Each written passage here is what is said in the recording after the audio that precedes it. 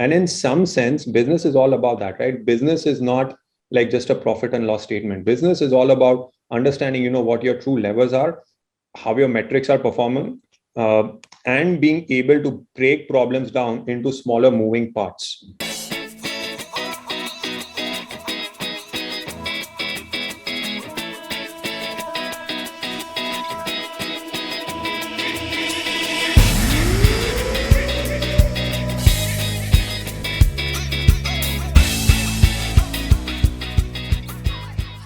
Thank you so much for tuning into Journey with Christian D. Evans podcast. My name is Christian D. Evans, your host. And guys, we have someone incredible. We're going to be talking to the owner of Studypaq. This individual is just so passionate about the educational side and obviously learning, and definitely with students.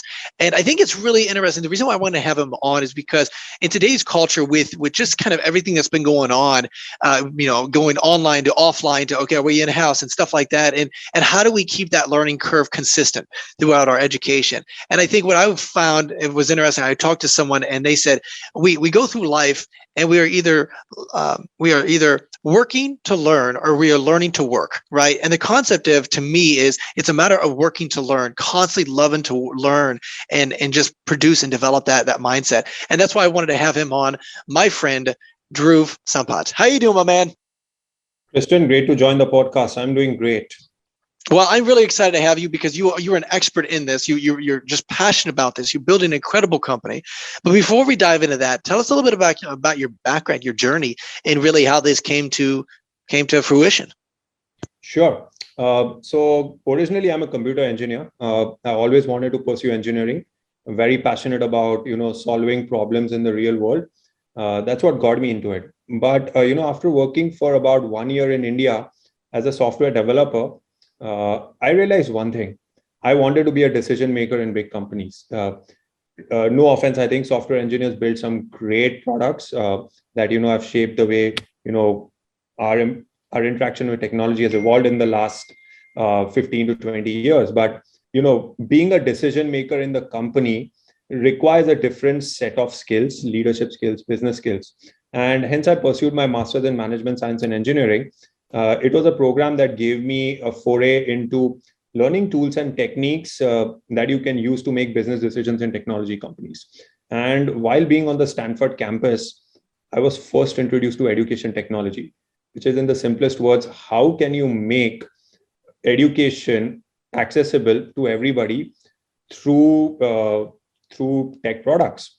The first company that I worked for, Chegg, was an opportunity for me to help students get textbooks which were more affordable. But my real foray into true edtech, through the use of a product, came in with Course Hero and the digital study help in the online tutoring space. I got the opportunity to be amongst the top 5 employees in a company. I'm like, let's like the true Silicon Valley startup experience. Let's get on this journey and let's see where this takes us. And it turned out to be an incredible ride. In 8 years, we were able to build $1 billion company. And by the time I left, it had more than 200 people. So, leaving behind a great legacy. I had a brief stint with Quora for about 9 months. And then I moved back to Chegg again for a year and a half. When the pandemic hit again, I wanted to be in a place which was still going to help students, because I realized that learning online was not going to be easy.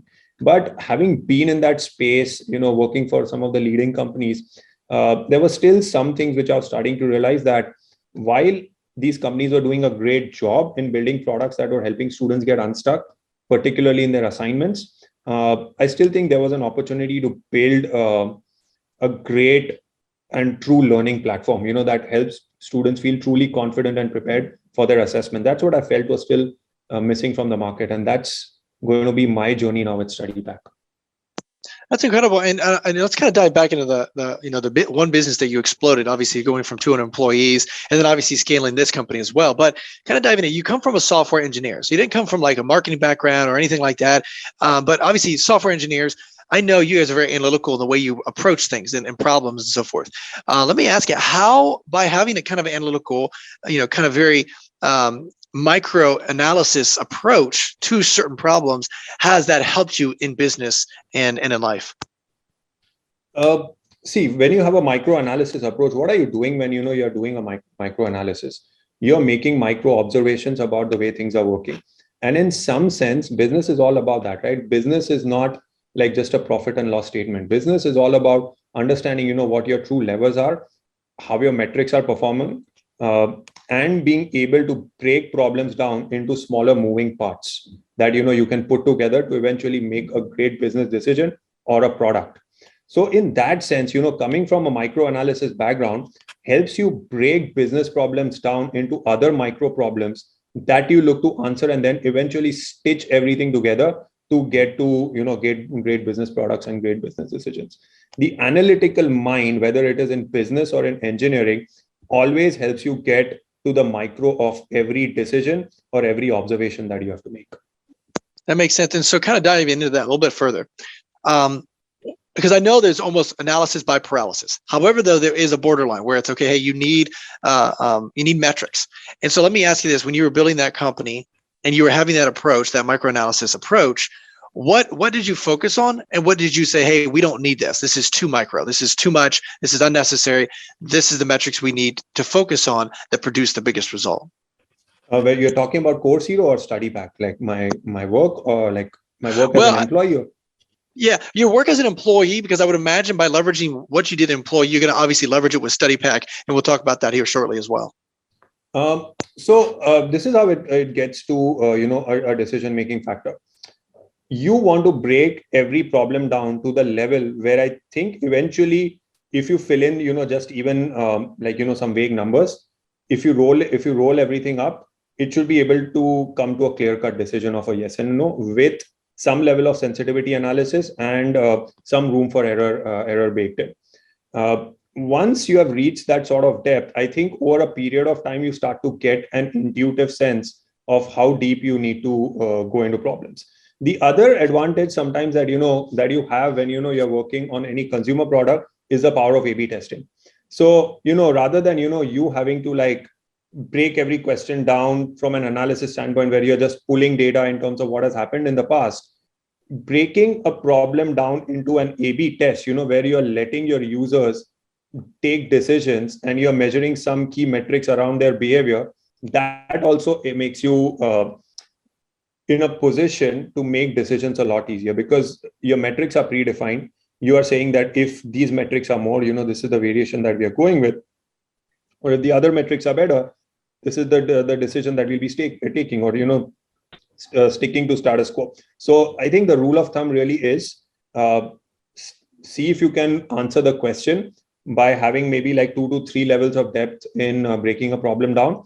If you're rolling it up with some level of data and numbers that you already have, and if that's letting you get to a decision, great.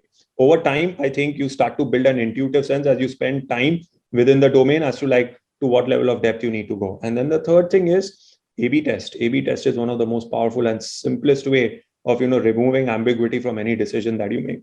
And consumer tech businesses give you a great opportunity to leverage that. Definitely. What I love what you said is the A/B test is so prevalent, because I do know in marketing world as well, I know that becomes like when a business owner asks me a certain thing, it's like, well, we got to A/B test it, right? And the thing is, I know they hate that, but at the end of the day, we don't know unless we have enough data to support that answer, right? And the thing is, the only way to gather that data is to say, okay, let's A/B test this, a specific dynamic in that funnel, in that system, in that process, and then obviously just testing that, see which one produces and which one wins. And then once you do that, then we can throw that other approach away, and then obviously go all in with that approach as well. So I love that.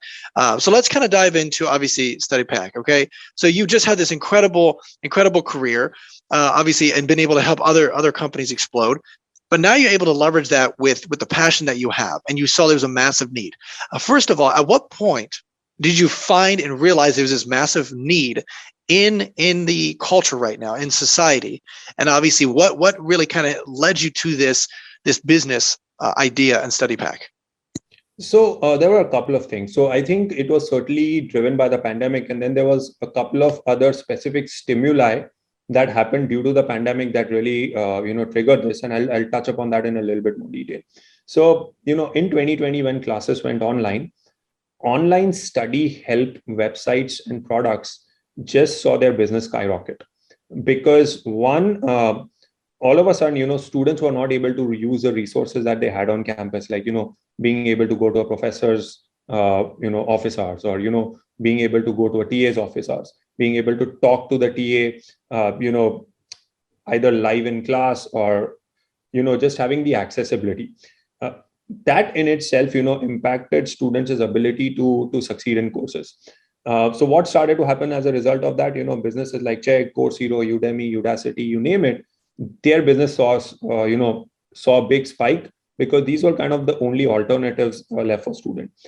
But one of the downsides of all of this is sometimes there's a little bit of a gray area. So let's say if you ask a question on a tutoring website or a study help website, you will get step by step help, right? And to an extent, for a student to be able to understand, that is necessary.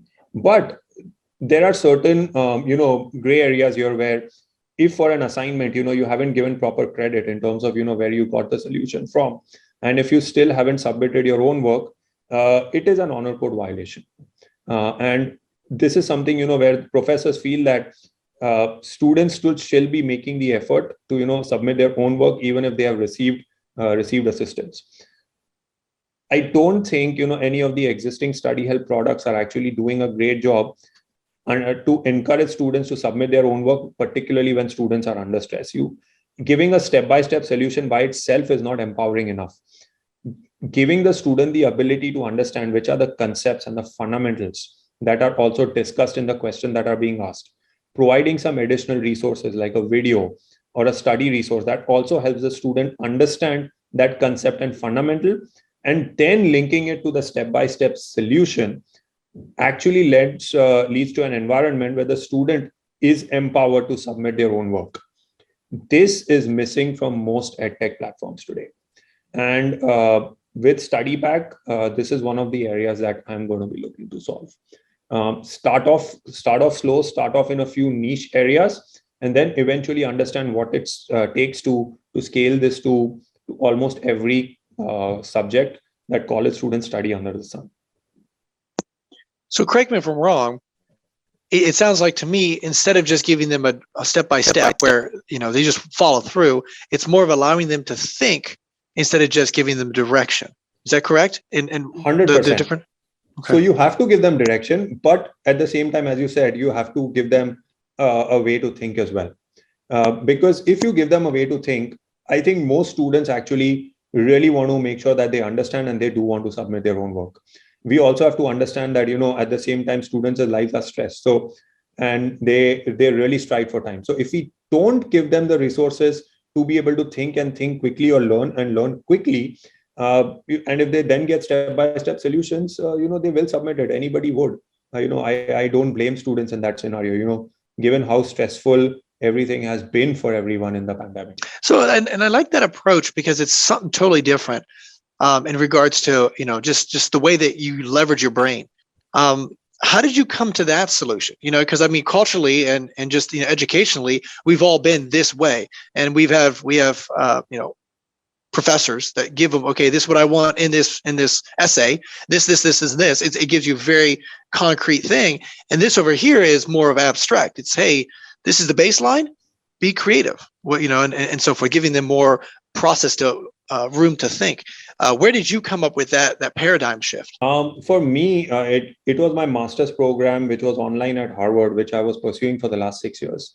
So, while working, I'd also started this online program because I wanted to keep myself updated to, what is the latest in the world of data science and analytics. So I'd been taking one course every semester, and that in itself was one of the biggest learning insights that I had into how students actually study online, not just my own way, but I took on various other group projects, various other projects where I had to interact with other students online. And while doing that, I spent a considerable amount of time trying to understand what are the different ways in which people study. And while that can vary, one common theme that everybody mentioned to me is in their preparation for their assessments, which is midterms, exams, assignments. What students want to do is they want to have some idea about, what concepts, fundamentals, or topics the assignment that is based on. they've spent some time reading about it. So it could be something as simple as, maybe just going through the professor's, study slides, or, reading some chapter summaries if those were available, or, being able to watch like a recorded lecture if the lecture was recorded, or for that matter, even if while they were attending the class, if they had highlighted certain points in the textbook, they wanted to read those again. So one thing that struck me is, if I can take, maybe if not all, even some of them, make sure that I tag it well to the question that is part of the assignment, and make all of that available there. In some sense, I am making it a lot easier for students to make a one-stop shop. Like, they're there on the question, they know which concepts and fundamentals are there. If the resources are there, and if the question is related to it, 50% of the solution is already understood. And then if you're providing a step-by-step solution, students have so much more context, and they might get creative and even come up with their own work, or at least even look at the solution and submit something, which will be similar, but yet different enough so as to make it clear that they have made an effort to understand the solution. And this is an approach that I personally followed when submitting a lot of my assignments. And I felt that, I was much better prepared for my eventual assessments, rather than, having just looked at step-by-step solutions of certain questions and then having submitted the work. So a combination of personal experience and talking to my colleagues. Well, let's kind of do an A/B test from that. Why do you believe this paradigm, the way you think, creates a better result for the end customer and client and student compared to the old style? Compared to the old style, I think the answer is fairly simple. Let's say, you have an assignment for which, you are not able to speak to the professor or the TA. It's Sunday night and your assignment is due either Monday afternoon or, Tuesday morning. So you have less than 2 days to finish it. What are you going to do? You're going to take the question, you're going to put it in the Google search bar, see if you get a solution. Now, at the same time, if the solution leads you to a page that lists down that, okay, in this question, here are the 4 things that are discussed, and here are quick 2 to 3 minute resources for you to understand. Okay. Then at the same time, there's another solution where, you just got the question and which you copied verbatim and you submitted your assignment. Now, 7 days later, what's happening is there may be a pop quiz, or say a midterm is due. Which student do you think, is going to have some level of preparation in for the midterm? The one that copied the solution verbatim straight away, or the student that at least spent like 5 to 10 minutes on every question, trying to think about, what the solution is, and, submitting some of their own work? I think it's going to be the latter, right? And in some sense, you have not just helped them get through their assessment, but you have actually helped them be better prepared for their exams.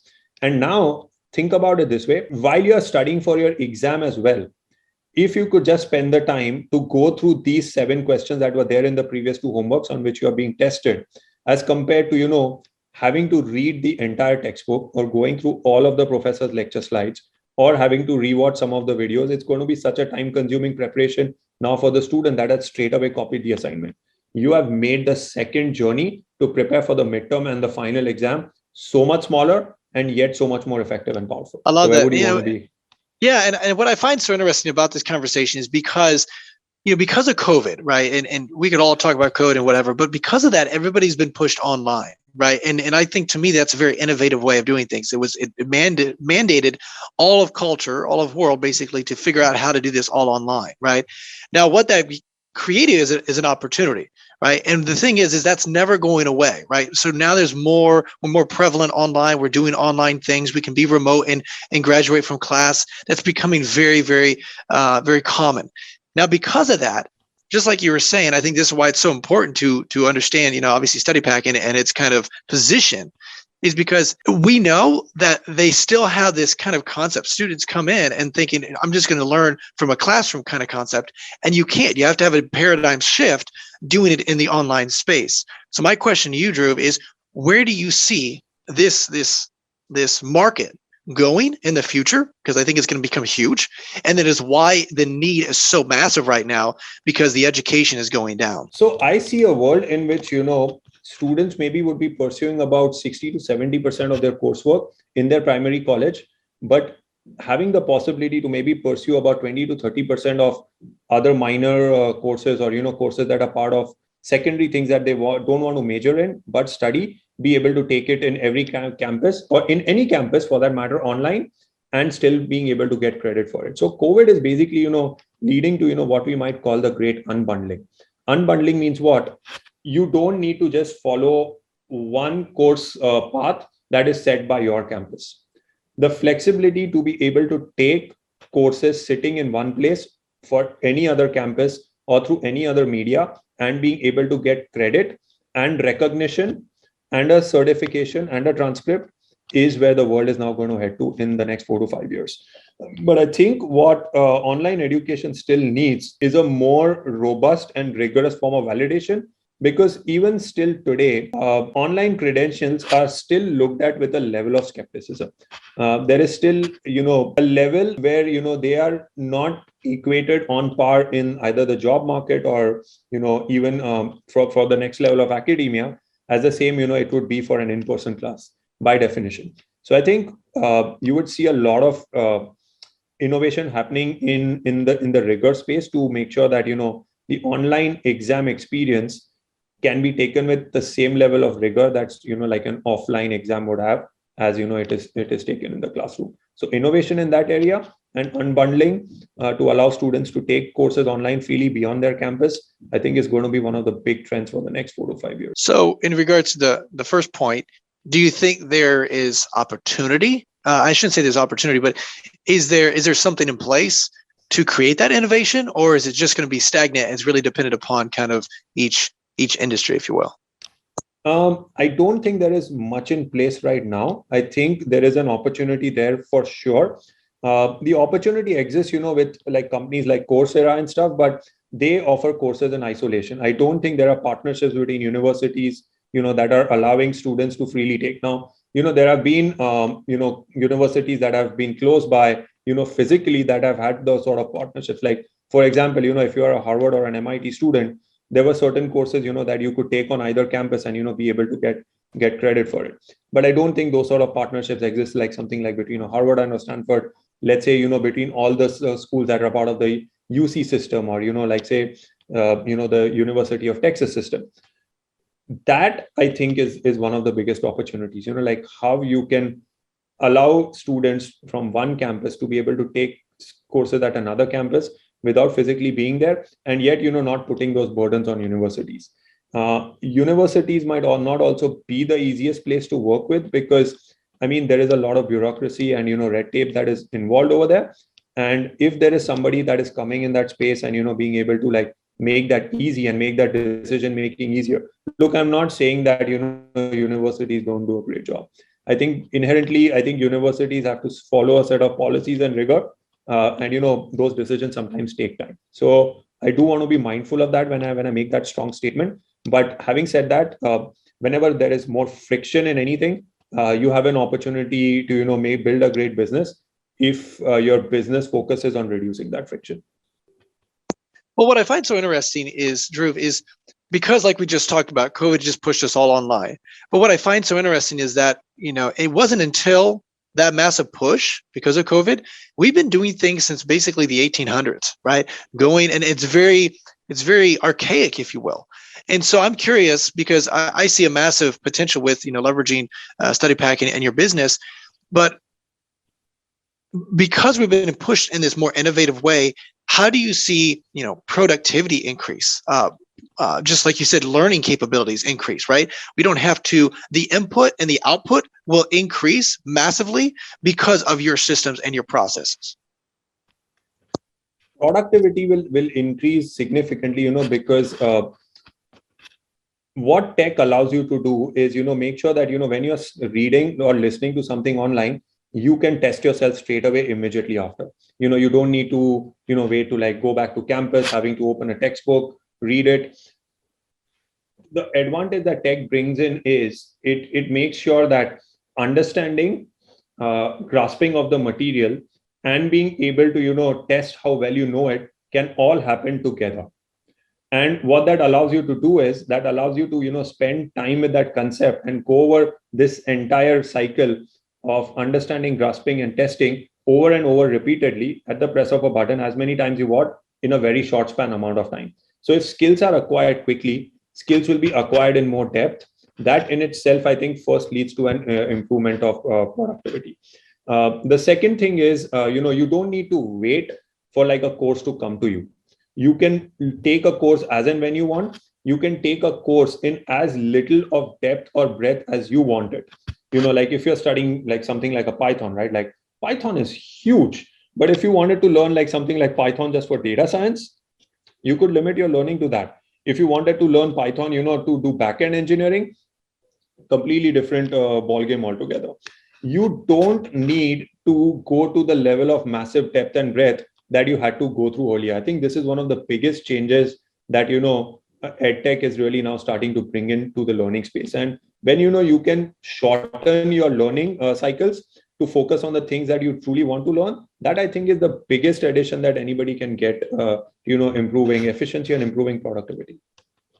Yeah, 100%. And how does Studypaq, and maybe you mentioned this a little bit here, but I really want to dive into obviously your company and obviously the growth trajectory, because you are there, you're hitting that need, and you're seeing that massive demand for it increase tremendously. So, what Studypaq will help do is Studypaq is going to help shorten the learning study sessions. And, let me explain a little bit. So today, even post-COVID, what's happening is students have to go through 5 different media to be able to truly, be prepared for their assessments. What are they? They have to watch the professor's lectures online. Then, they have to log into either Canvas or Blackboard to be able to go through the professor's study materials. Then they have to read a textbook. Then potentially, if, students are using any of the publishers' tool like a My Econ Lab or a My Finance Lab, that's where their, homeworks are posted and maybe some other additional practice question. Then on top of that, if not everybody is able to attend the TA's office hours, and if those are recorded sessions, those will be put in another separate media. So essentially, everybody has to go through 5 different media to be able to practice. What Studypaq is going to try to do is try to get all of these mostly in one place, and at the same time, shorten the amount of time that you would have to spend with a resource. So imagine an entire syllabus that has a list of all the topics, that has, either the professor's study materials or some other summarized cheat, like a cheat sheet, or, like a chapter summary that's tagged to every concept, along with like short videos, which are 2 to 3 minutes in length, that truly explain the concept. And also the questions that you need to go through to prepare for the assessment. If all of that is there in one place, you can make your study sessions just as if you're browsing or going through or traversing a graph of like concepts, questions, and a small test, concepts, question, and a small test, as compared to having go through 5 different media. That should be able to shorten your study sessions and at the same time be able to make you as well, or in fact, more prepared for any of your assessments. I love it. I think that's just so powerful. And where are you at right now in the development stage, but also in the deployment stage of this incredible software? Okay, so we have already gotten some traction. So the first step towards being able to build a product like this is to actually have lots of study materials. So we have acquired close to 60,000 study materials. What we have now started is a pilot study in terms of how to be able to extract topics and fundamentals from a set of study materials that we have gotten. We have about a 60 to 70% success rate in that, and we are going to push out that to gain some understanding of how our users are being able to like respond to it and say, okay, is this something that we are liking? Is this accurate? Once that is done, then I think what we are going to start to do is going to start attaching some other additional resources like short videos. That entire pilot course or something like an econ or a finance, I still think we are about 3 to 4 months away of like making a full course, but we have already taken about 20 to 30% of the steps to be able to deploy this for a set of pilot courses.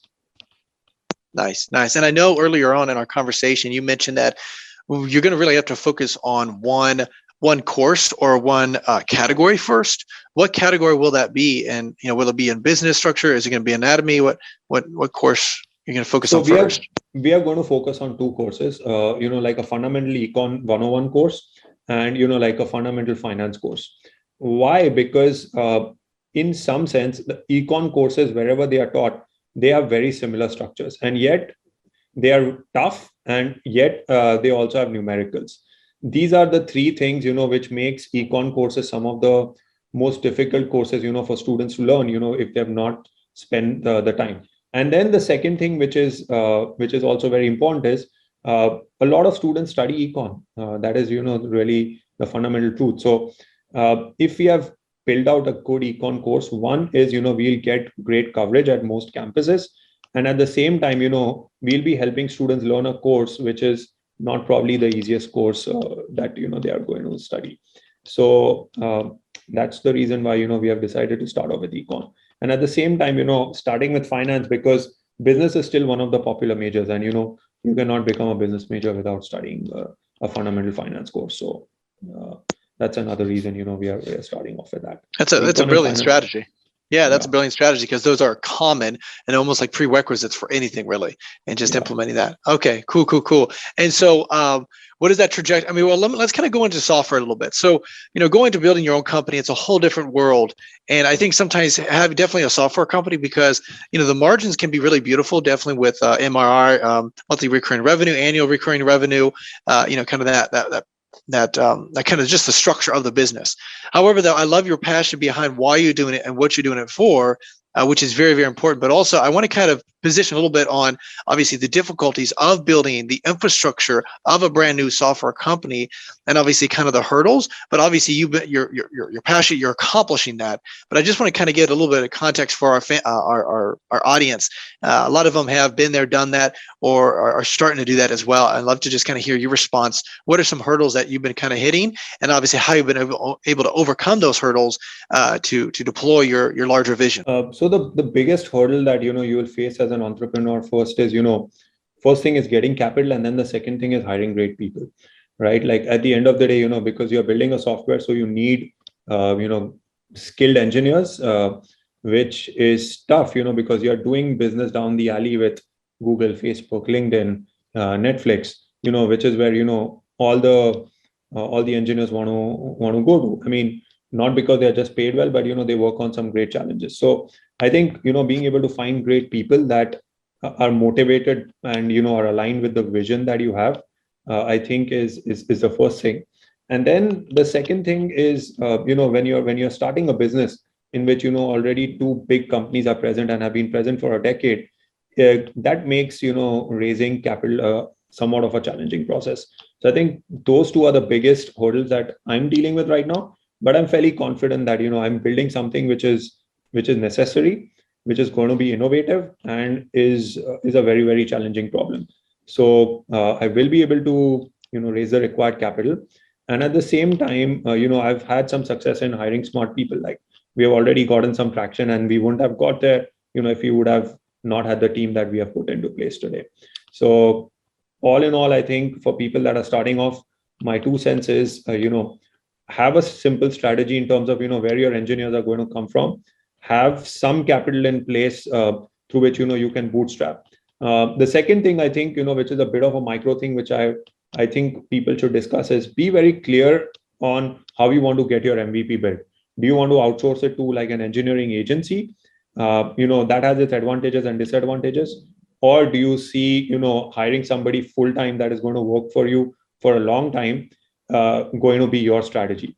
I personally have a philosophy of having people that are working for you full time, so that they have that skin in the teeth, as they say, and they help and understand and build for the long term, as compared to just trying to get an MVP out, is what my philosophy is going to be. But at another time, for other businesses and other domains, just having an MVP built out might be enough, and it might not need a lot of innovation immediately. So in that case, having an agency model that can get something quick and dirty built for you to get the business started up and running could be the way forward. So be very clear about that because that in itself, I think will be a big determining factor in in how successful you are in being able to get your product live. That's awesome, man. And because I mean the capital as well as the, like you said, the hiring, because you're not, and definitely the hiring space right now, you're competing against some high players. However, though, it is very, very possible.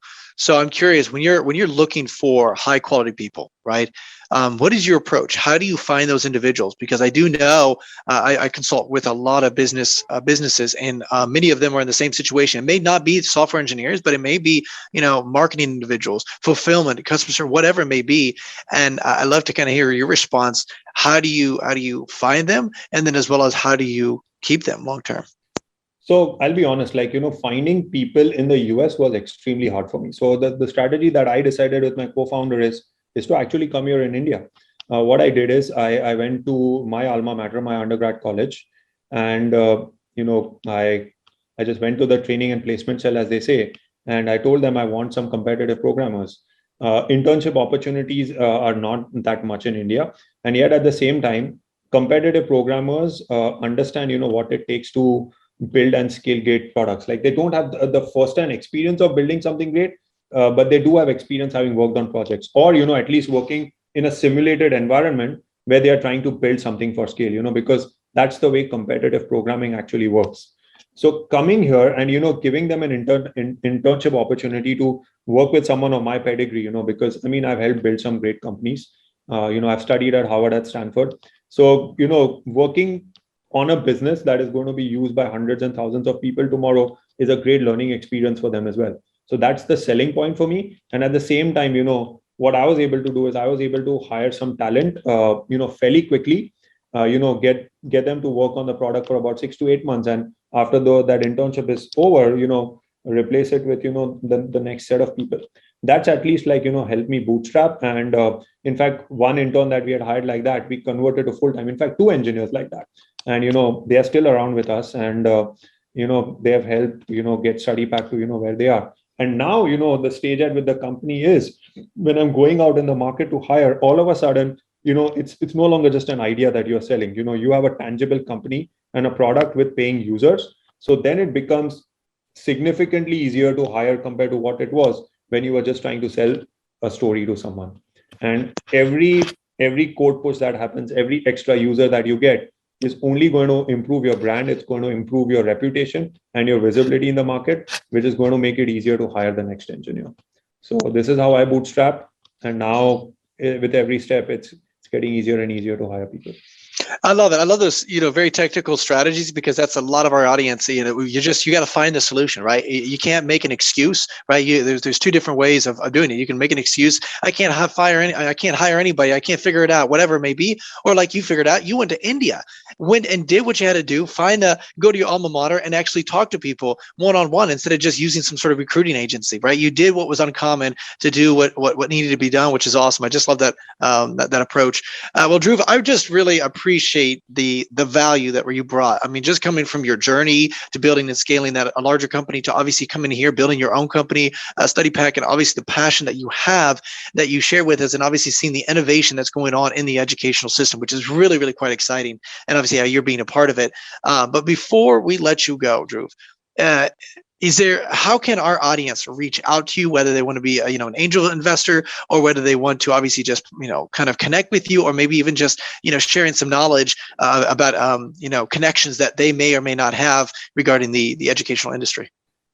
I mean, I'm on every social media. So, LinkedIn, I'm there. I mean, they can just reach out to me there. I can be reached with my email address. It's as simple as dhruv@studypaq.com, studypaq.com. And that's like the simplest way to get in touch with me. And if people reach out, I will be sure to respond. Awesome. And guys, those links will be in the description below. Make sure you reach out, make sure you connect with Dhruv here, and obviously be part of kind of his ecosystem, what's going on in the educational world, and his company Studypaq. And guys, Dhruv, how before we let you go, what would be the last few words of wisdom that you'd like to share with our audience? It'll just be some words of wisdom for entrepreneurs. Hang in there. Challenges will come. But, for you to be able to grow someday, you have to make sure you survive today. Figure out a survival strategy.